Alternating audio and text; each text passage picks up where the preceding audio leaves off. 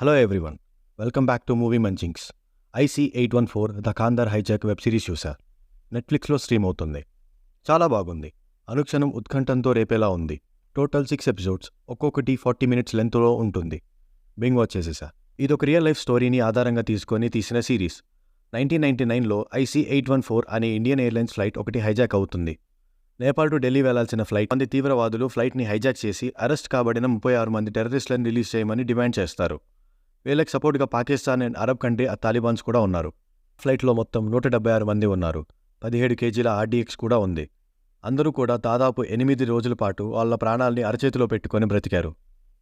ఆ ఫ్లైట్ని హైజాక్ చేసిన వాళ్ళు డిమాండ్ చేసేది టెర్రరిస్టులను రిలీజ్ చేయమని. అలా చేస్తే కంట్రీకి చాలా పెద్ద ప్రమాదం. ఒకవేళ రిలీజ్ చేయకపోతే ఫ్లైట్లో ఉన్న 176 మందిని చంపేస్తారు. ఇండియన్ గవర్నమెంట్కి ఏం చేయాలో తెలియని పరిస్థితి. అయితే చివరికి ఏమైంది, గవర్నమెంట్ ఏం డెసిషన్ తీసుకుంది అనేది వెబ్ సిరీస్లో చూడండి. ఈ సిరీస్ని చాలా బాగా తీశారు డైరెక్టర్ గారు. మధ్య మధ్యలో కొన్ని రియల్ ఫుటేజెస్ కూడా చూపించారు.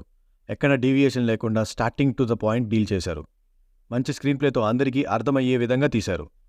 హైజాక్ చేయబడిన ఆ 8 రోజులు ఏం జరిగింది, లోపల ఉన్న ట్రావెలర్స్ ఎలాంటి ఇబ్బందులు ఫేస్ చేశారు, అండ్ బయట ఇండియన్ గవర్నమెంట్ ఎలాంటి డెసిషన్స్ తీసుకుంది, ఫ్లైట్ క్యాప్టెన్ హైజాక్ చేసిన టెర్రరిస్టులతో ఎలా డీల్ చేశారు అనేది ఈ వెబ్ సిరీస్లో చూడండి.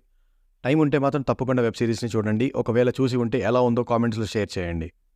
రివ్యూ లాస్ట్ వరకు చూసినందుకు థ్యాంక్ యూ. నచ్చితే లైక్ చేసి మీ ఫ్రెండ్స్ అండ్ ఫ్యామిలీ మెంబర్స్కి షేర్ చేయండి. ఇంకో వీడియోలో కలుద్దాం. బాయ్.